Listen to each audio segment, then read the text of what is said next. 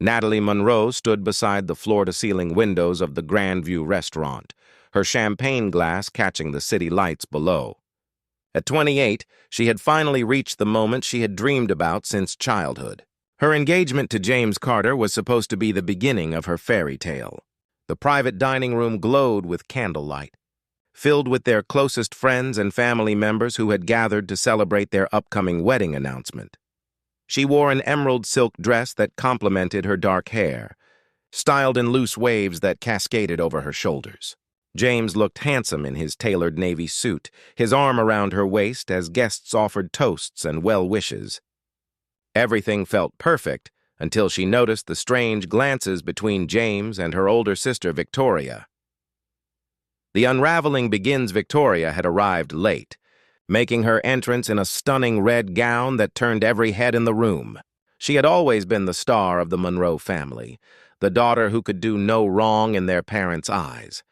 While Natalie worked tirelessly in her marketing career, Victoria floated through life as a celebrated fashion designer.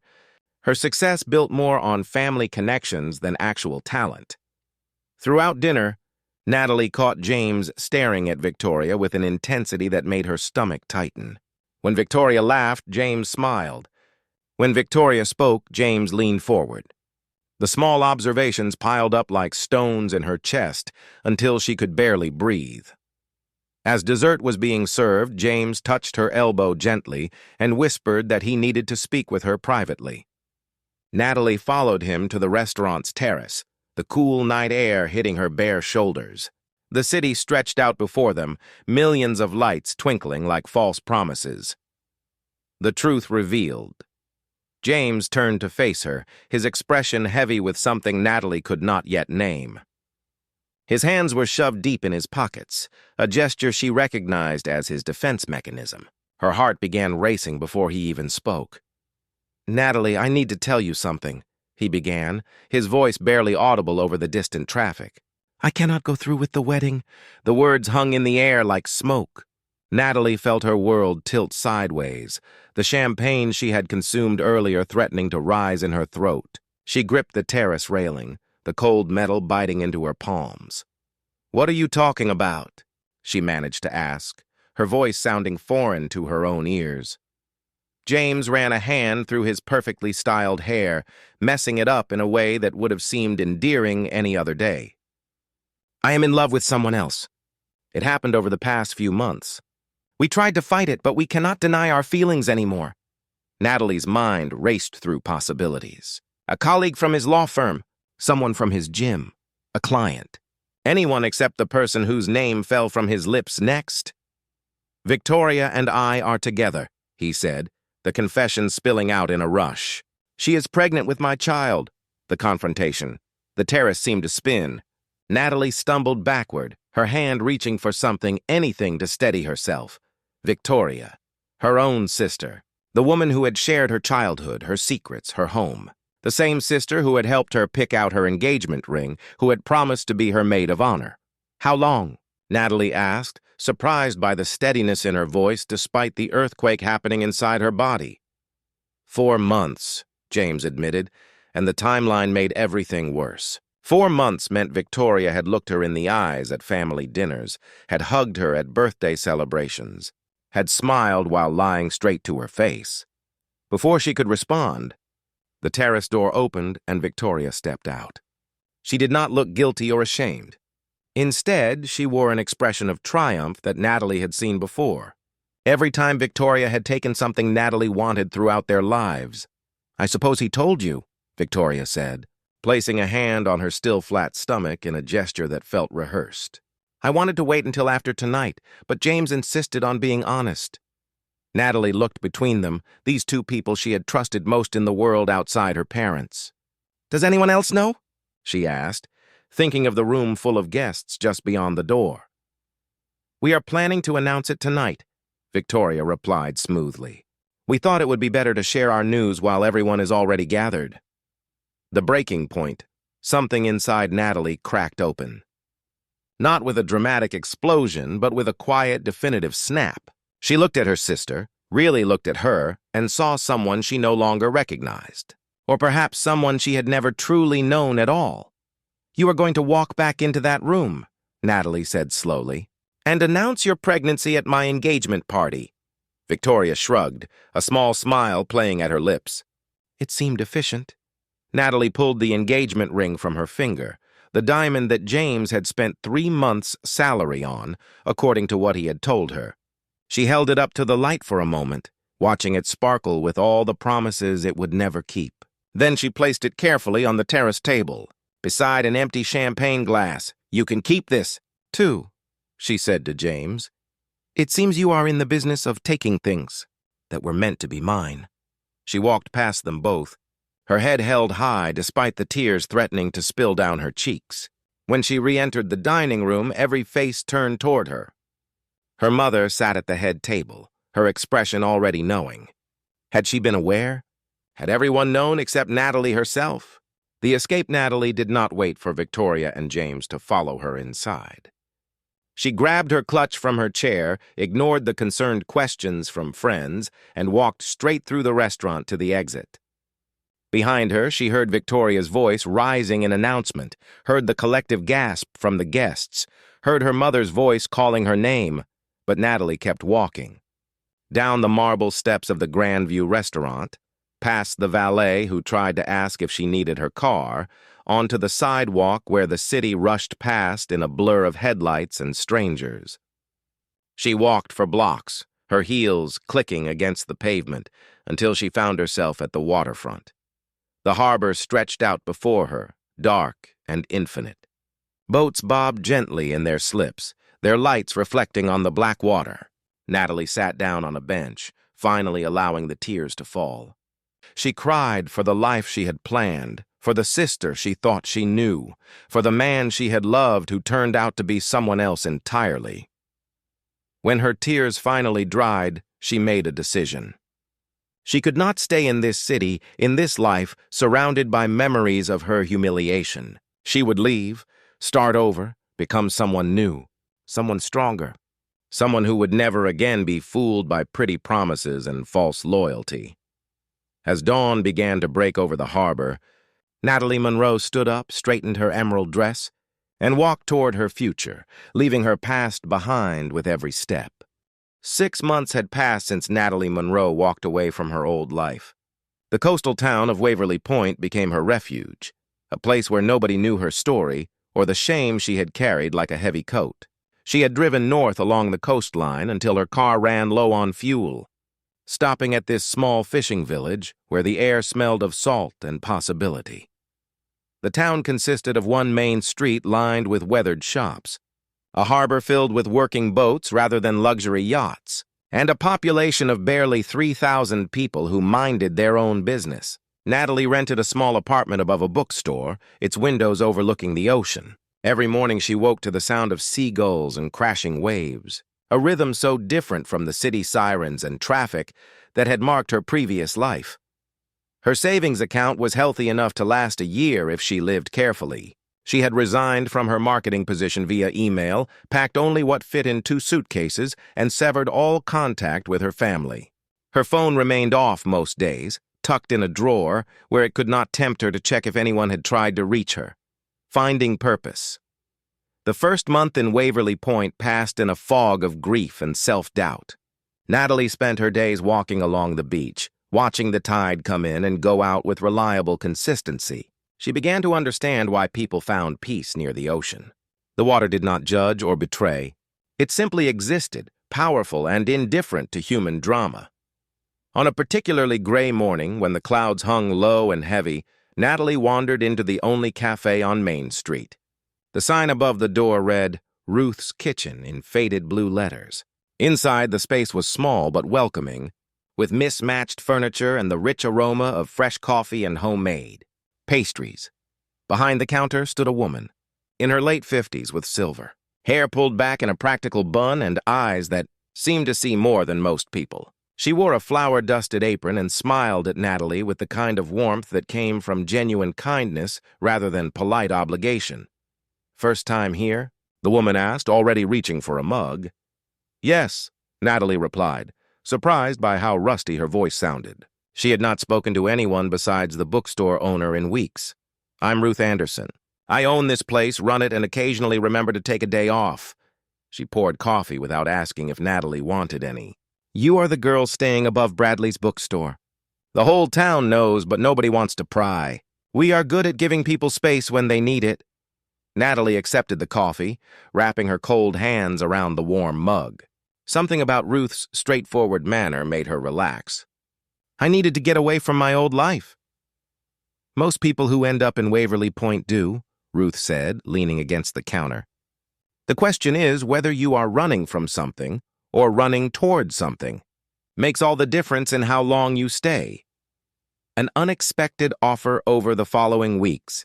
Natalie became a regular at Ruth's kitchen. She would sit in the corner booth with her coffee and a book, sometimes staying for hours while Ruth worked. They developed an easy companionship built on comfortable silences and occasional conversations that never pushed too deep. One afternoon, Ruth slid into the booth across from Natalie, wiping her hands on her apron. I have a business proposition for you, she said without preamble. My daughter moved to Portland for nursing school. She used to help me run this place, but now I am doing everything alone. I need someone with a brain for business and the energy to keep up. Natalie looked up from her book, startled. You want to hire me? I want to offer you a partnership, Ruth corrected. I saw that article you left on the table last week, the one about marketing strategies for small businesses. You had notes written all over the margins? Good notes, smart ideas. This cafe has been coasting for years, but it could be so much more. I do not know anything about running a cafe, Natalie protested, though something inside her stirred with interest for the first time in months.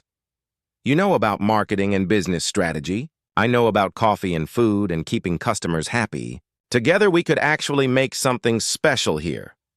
Ruth's gaze was steady and confident. Think about it. You have been drifting for months now. Maybe it is time to anchor yourself to something real. Building something. New Natalie accepted Ruth's offer, and the partnership transformed both the cafe and herself. She threw herself into the work with an intensity that surprised them both. She redesigned the menu, created a social media presence, and developed relationships with local suppliers. Ruth taught her how to make the perfect espresso, how to read customers' moods, and how to find satisfaction in small daily victories. They renovated the cafe together, painting the walls a soft cream color and adding plants that thrived in the coastal humidity. Natalie designed new signage and created a loyalty program that brought customers back regularly. Within 3 months, Ruth's kitchen had doubled its revenue. Within 5 months, people were driving from neighboring towns specifically to visit. The work exhausted Natalie in the best possible way.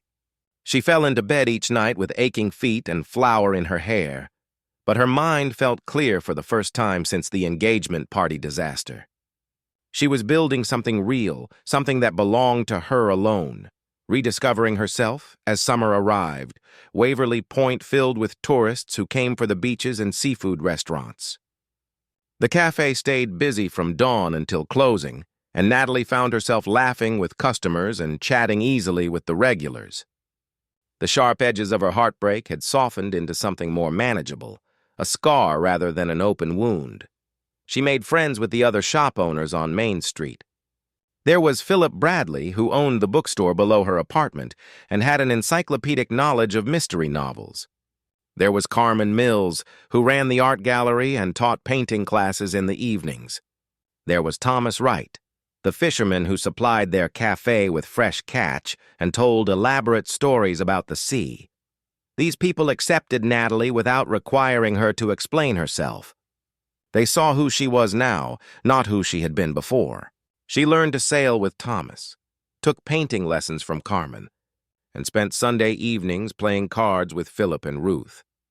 For the first time in her life, Natalie felt like she belonged somewhere completely, the unexpected encounter on. A warm afternoon in late August, Natalie was working behind the counter when a man walked into the cafe. He was tall and broad-shouldered, wearing an expensive suit that looked out of place in their casual beach town. His dark hair was slightly tousled by the wind, and his eyes were an unusual shade of gray that reminded Natalie of storm clouds. He approached the counter with the confidence of someone accustomed to being noticed. "I heard this was the best coffee within 50 miles, he said, his voice deep and warm. "That depends on who you ask," Natalie replied, falling into her usual easy banter with customers. "Some people think the gas station down the road has us beat," he laughed, and the sound was genuine rather than polite. "I will take my chances here. Black coffee and whatever pastry you recommend." As Natalie prepared his order, she felt his gaze on her, not in the uncomfortable way some men looked at women, but with curiosity and something else she could not quite identify. When she handed him his coffee, their fingers brushed briefly, and she felt an unexpected jolt of awareness. "Are you visiting Waverly Point?" she asked, trying to sound casual. "I own a house up on the cliffs," he said. "I come here when I need to escape the chaos of the city, which is more often these days." He introduced himself as Dominic Sterling, though the name meant nothing to Natalie. They talked for a few minutes about the town and the ocean before another customer arrived and demanded her attention. When she looked up again, Dominic was sitting in the corner booth, working on a laptop, but occasionally glancing her way. A connection forms. Dominic became a regular visitor to Ruth's kitchen over the following weeks. He always ordered the same black coffee and sat in the same booth, working on his computer or reading the newspaper. Sometimes he and Natalie would chat when the cafe was slow, conversations that ranged from favorite books to childhood memories to dreams they had abandoned or achieved. She learned that he ran a technology company, though he seemed reluctant to discuss the details. He learned that she had recently moved to Waverly Point for a fresh start, though she avoided mentioning why. They both seemed to understand that some stories needed time before they could be told. Ruth noticed the connection developing and teased Natalie gently about it. "That man looks at you like you are the most interesting person he has ever met," she observed one evening after Dominic had left. "We are just friends," Natalie protested, though her cheeks warmed. "Keep telling yourself that," Ruth said with a knowing smile. "But I have been watching people fall in love in this cafe for 30 years. I know what it looks like." The invitation on a Friday evening in early September, as Natalie was closing up the cafe, Dominic appeared at the door. He looked different somehow, nervous in a way she had not seen before. "I know this might seem forward," he began, "but there is a business summit happening in the city next month. Technology leaders, entrepreneurs, investors. I have to attend, and I was wondering if you would come with me as my guest." Natalie's first instinct was to refuse. The city meant James and Victoria, her parents who had chosen sides, the life she had left behind. But then she looked at Dominic, really looked at him, and saw someone who had somehow become important to her without her realizing it. "Why would you want me there?" she asked quietly. "Because you are brilliant and kind, and you see the world in ways other people miss," he said simply. "Because every conversation with you makes me think differently about things I thought I understood. Because I would rather spend an evening with you than with anyone else I know." Natalie felt something shift inside her chest, like a door she had locked tight, beginning to open again. She thought about the woman she had become over the past 6 months, stronger, more confident, no longer defined by other people's choices or betrayals. "When is it?" she asked, and Dominic's face broke into a smile that made her heart skip. 3 weeks. I will handle all the arrangements. Just say yes." Natalie took a deep breath, feeling both terrified and exhilarated. "Yes," she said. "I will go with you." As Dominic left the cafe that night, Natalie stood in the doorway watching him walk down the street. She was going back to the city, but this time she would not be running away. This time she would be walking in with her head held high, accompanied by a man who saw her value, ready to face whatever waited for her there. The 3 weeks before the business summit passed in a blur of nervous anticipation and careful preparation. Natalie threw herself into learning everything she could about Dominic's world, spending her evenings researching technology trends and business strategies. Ruth insisted on closing the cafe early one afternoon to take Natalie shopping for appropriate attire. They drove to the nearest city, 2 hours south of Waverly Point, where Ruth led her into boutiques Natalie would never have entered on her own. After trying on dozens of outfits, she settled on a midnight blue dress that made her feel powerful rather than merely pretty. The cut was elegant without being revealing, the fabric expensive enough to command respect in any room. Dominic had been transparent about who he really was once Natalie agreed to attend the summit with him. Dominic Sterling was not just a businessman. He was the founder and CEO of Sterling Technologies, a company worth billions that specialized in artificial intelligence and sustainable energy solutions. His face appeared regularly in business magazines and technology journals. "Why did you not tell me before?" Natalie had asked when he finally revealed the full scope of his success. "Because you treated me like a person rather than a bank account," he replied simply. "That is rarer than you might think." The journey back on. The morning of the summit, Dominic arrived at Natalie's apartment in a black car with a driver. She had forgotten what luxury felt like, how smooth the ride could be when money was no object. As they drove south toward the city, Natalie watched the familiar landscape emerge. Her stomach tightened with each passing mile. Dominic seemed to sense her anxiety. He reached across the seat and took her hand, his touch grounding her. "You do not have to see anyone you do not want to see," he said quietly. "We can avoid certain venues, take private entrances, whatever you need." "No," Natalie said, surprising herself with the firmness in her voice. "I am done hiding. If I see them, I see them. I am not the same person who left 6 months ago." The city skyline appeared on the horizon, tall buildings piercing the gray sky. Natalie felt her pulse quicken, but kept her breathing steady. She had survived heartbreak and betrayal. She had built a new life from nothing. She could certainly handle one weekend in the place she used to call home. They checked into the Riverside Hotel where the summit was being held. Dominic had reserved the penthouse suite, a sprawling space with floor-to-ceiling windows overlooking the water. Natalie had her own bedroom and bathroom, a gesture she appreciated. Despite their growing closeness, Dominic never presumed or pushed for more than she was ready to give. The summit begins. The business summit attracted hundreds of attendees, from startup founders to established CEOs, venture capitalists to technology innovators. Natalie walked into the main ballroom on Dominic's arm, wearing her midnight blue dress and the confidence she had built over 6 months of hard work. People turned to look as they entered. Dominic Sterling was a known figure in this world, and his appearance always drew attention. But Natalie held her head high, smiling politely as Dominic introduced her to various colleagues and business partners. She found herself genuinely engaged in the conversations, her marketing background and recent entrepreneurial experience giving her valuable insights to contribute.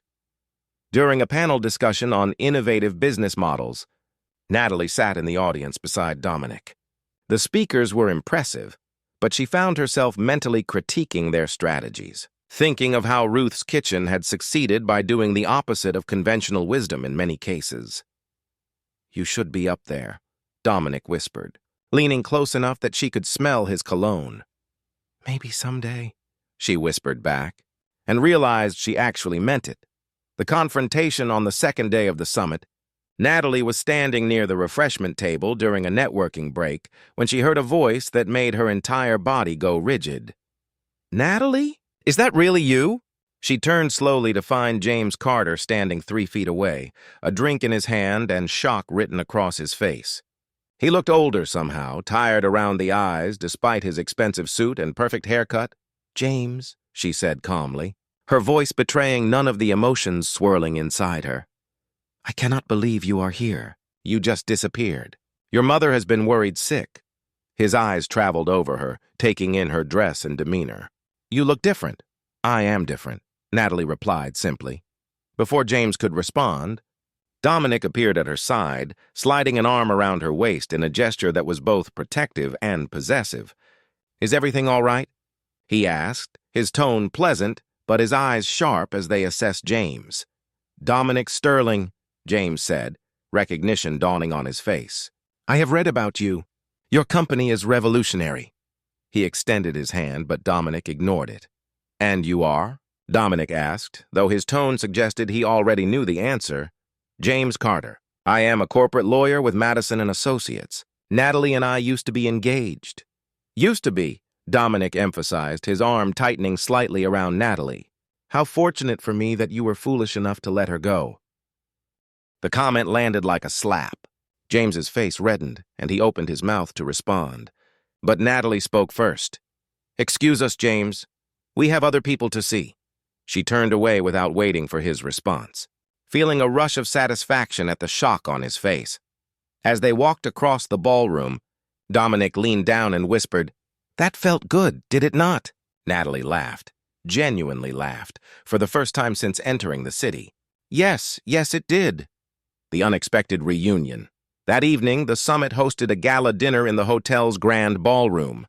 Natalie descended the curved staircase in a different dress. This one a deep emerald that reminded her of the outfit she had worn on the night everything fell apart.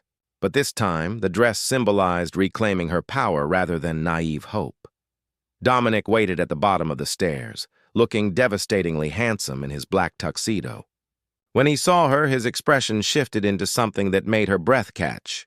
"You are absolutely stunning," he said, offering his arm. The ballroom glittered with crystal chandeliers and candlelight. Round tables filled the space, each set with fine china and fresh flowers. Natalie and Dominic were seated at one of the VIP tables near the front, surrounded by other technology leaders and influential business figures. Halfway through dinner, a commotion near the entrance drew everyone's attention. Natalie looked up and felt her heart drop into her stomach. Victoria stood in the doorway, clearly pregnant now at 7 months, wearing a designer maternity gown. James stood beside her, his hand on her back. The public reckoning Victoria's eyes scanned the room and landed on Natalie. For a moment, shock registered on her face before it smoothed into the calculated expression Natalie knew so well. Victoria whispered something to James, and they began making their way across the ballroom. "Do you want to leave?" Dominic asked quietly, his hand finding hers under the table. "No," Natalie said, steel in her voice. "Let them come." Victoria approached their table with false confidence, one hand on her swollen belly. Up close, Natalie could see the cracks in her sister's perfect facade. Dark circles under her eyes that makeup could not quite hide. A tightness around her mouth that spoke of stress and unhappiness. "Natalie," Victoria said, her voice loud enough to carry to nearby tables. "I did not expect to see you here. When you vanished without a word, we all assumed you had fallen apart somewhere." "As you can see, I did not fall apart," Natalie replied evenly. "I simply removed myself from toxic situations and built a better life." Victoria's smile sharpened. "With his money, I suppose?" She gestured toward Dominic. "I always knew you would land on your feet if you found someone rich enough to catch you." The insult hung in the air. Natalie felt anger rising, but forced herself to remain calm. Before she could respond, Dominic stood, his presence commanding immediate attention from everyone nearby. "I am going to say this once, so listen carefully," Dominic said, his voice cutting through the ambient conversation. "Natalie Monroe is one of the most brilliant, capable, and resilient people I have ever met. She built a successful business from nothing in 6 months. She did not need my money or anyone else's. She needed exactly what you failed to give her: honesty, loyalty, and respect." The nearby tables had gone silent, people turning to watch the confrontation. Victoria's face flushed red, but Dominic was not finished. "I have met a lot of people in my life," he continued. "I can usually tell within minutes whether someone has substance or just surface shine. You, Victoria, are all surface. You took what you thought would make you happy, betrayed your own sister to get it, and from the looks of things, you are discovering that stolen happiness never lasts." James stepped forward, his lawyer instincts kicking in. "Now wait just a minute. You do not know anything about our situation." "I know enough," Dominic said coldly. "I know that real love does not require betrayal. I know that real success does not require tearing others down. And I know that both of you made the biggest mistake of your lives when you let Natalie go." The truth emerges. Victoria's composure finally cracked. Tears spilled down her cheeks, ruining her carefully applied makeup. "You do not understand," she said, her voice breaking. "Everything has always come so easily to you, Natalie. You were smart and talented and everyone loved you. I spent my whole life in your shadow, being compared to you, being told I should be more like you." The confession shocked Natalie. "That is not true. Mother and father always praised you, always held you up as the perfect daughter." To your face, Victoria spat. But behind closed doors, it was always about how you were more driven, more successful, more everything. I thought if I took something from you, something you really wanted, maybe I would finally feel like I won for once. James looked uncomfortable, shifting his weight from foot to foot. Victoria, maybe we should go, he said quietly. But Victoria was not finished. And you know what the worst part is? It did not work. Being with James did not make me feel better. Having this baby did not fill the hole. I am still just the lesser sister, except now I am also the villain in everyone's story. Natalie stood, facing Victoria across the small space between them. She felt a strange mixture of anger and pity. You were never in my shadow, Victoria. You put yourself there, and you did not take James from me. You did me a favor by showing me who he really was before I married him. She turned to James, who looked like he wanted to disappear. I hope you are happy with your choice. I genuinely do, because I am happy with mine. The new beginning Victoria and James left the gala shortly after, the whispers following them across the ballroom. Natalie sat back down, her hands shaking slightly from the adrenaline. Dominic took her hand again, intertwining their fingers. That was incredibly brave, he said softly. I did not feel brave. I felt angry and sad and relieved all at once. That is what brave looks like, he assured her, feeling everything and standing firm anyway. The rest of the evening passed in a warm blur. People approached their table throughout dinner, drawn by Dominic's presence and curious about the woman beside him. Natalie found herself talking about Ruth's kitchen, about the challenges and rewards of small business ownership, about her vision for expanding into catering and event planning. A venture capitalist at their table expressed genuine interest in discussing investment opportunities. 2 other entrepreneurs asked for her contact information, wanting to pick her brain about marketing strategies.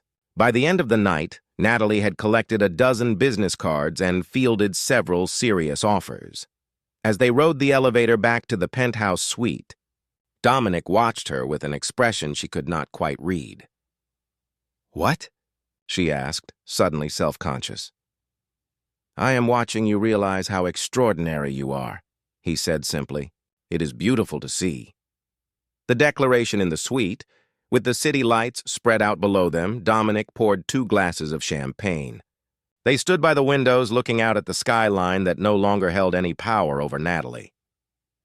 I need to tell you something, Dominic said, turning to face her. I did not invite you to this summit just as a friend or a business companion. I invited you because over the past few months, I have fallen completely in love with you. Natalie's breath caught. She set down her glass carefully, her mind racing. I know it might seem fast, Dominic continued, and I know you have been hurt badly. I am not asking for anything you are not ready to give. I just needed you to know the truth. You walked into my life when I had forgotten what genuine connection felt like. You reminded me that success means nothing without someone real to share it with. Natalie looked at this man who had seen her broken and watched her rebuild herself, who had never tried to fix her but had simply stood beside her while she fixed herself. She thought about Ruth's words from months ago about running toward something instead of away from it. I love you too, she said, the words coming easier than she expected. I did not plan to. I thought I was done with love. But you changed everything. Dominic closed the distance between them, cupping her face gently in his hands. I promise you I will never give you reason to doubt me. I will never betray your trust. I will spend every day proving that I am worth the risk you are taking. When he kissed her, Natalie felt something click into place. This was what love was supposed to feel like, safe and exhilarating at the same time, built on honesty and respect rather than pretty lies and false promises. 3 months later, Natalie stood in a conference room in Sterling Technologies' headquarters, presenting her business plan to a room full of investors. Ruth's Kitchen was expanding into a chain of coastal cafes, each one celebrating local communities and sustainable practices. Dominic sat in the back of the room, his pride evident even from a distance. The investors approved her proposal unanimously.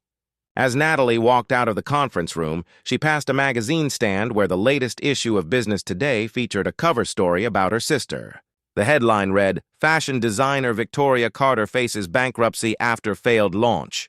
Natalie picked up the magazine. skimmed the article that detailed how Victoria's clothing line had collapsed under debt and poor management, how James had left his law firm under mysterious circumstances, how their relationship was reportedly strained beyond repair.